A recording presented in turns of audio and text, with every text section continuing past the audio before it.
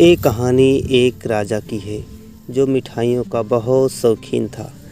राजा के लिए मिठाई उसके ही राज्य के सबसे अच्छे हलवाई के यहाँ से आती थी। रोज़ की तरह राजा एक दिन मिठाई खा रहा था, तभी उसने देखा कि उस मिठाई के डिब्बे में एक मक्खी मरी हुई है। ये देखकर राजा को बहुत गुस्सा आया। बात तो छोटी सी थी, लेकिन वो तो राजा था, उसके लिए ये कोई छोटी बात नहीं थी। हलवाई की इस गलती के लिए राजा ने उसे सज़ा सुनाई और हमेशा के लिए अपने राज्य से बाहर कर दिया। इस बात को काफ़ी समय बीत गया। एक दिन राजा अपने कुछ सैनिकों के साथ शिकार के लिए गया। जंगल में थोड़ा अंदर जाते ही उन पर लुटेरों ने हमला कर दिया। लुटेरों ने सब कुछ लूट लिया और राजा के सभी सैनिक को मार दिया।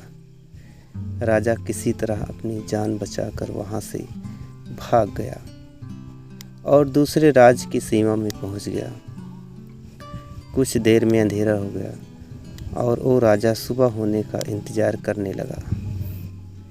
अगले दिन वो राजा उस राज्य के लोगों से मदद मांगने गया, लेकिन दूसरे राज्य के लोग उसे भिखारी समझकर उसकी तरफ ध्यान भी नहीं दे रहे थे।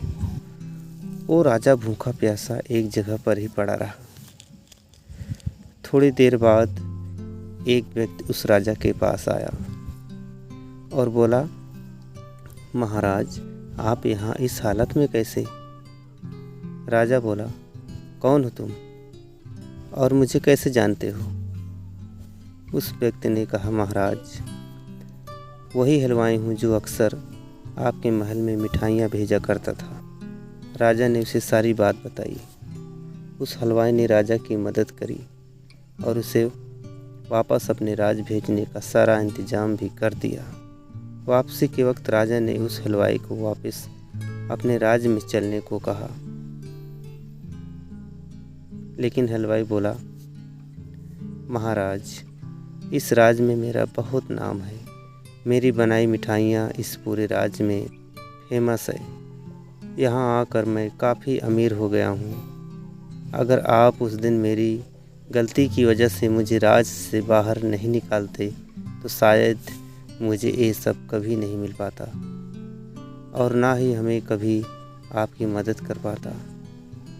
आप ऐसे ही भूखे प्यासे मर जाते। शायद जो भी हुआ वो सब अच्छे के लिए ही हुआ। राजा ने उस व्यक्ति का धन्यवाद किया और अपने राज्य की तरफ चला गया। दोस्तों, आपको ये कहानी कैसी लगी? अगर कहानी अच्छी लगी तो चैनल को सब्सक्राइब ज़रूर करना दोस्तों। जय हिंद।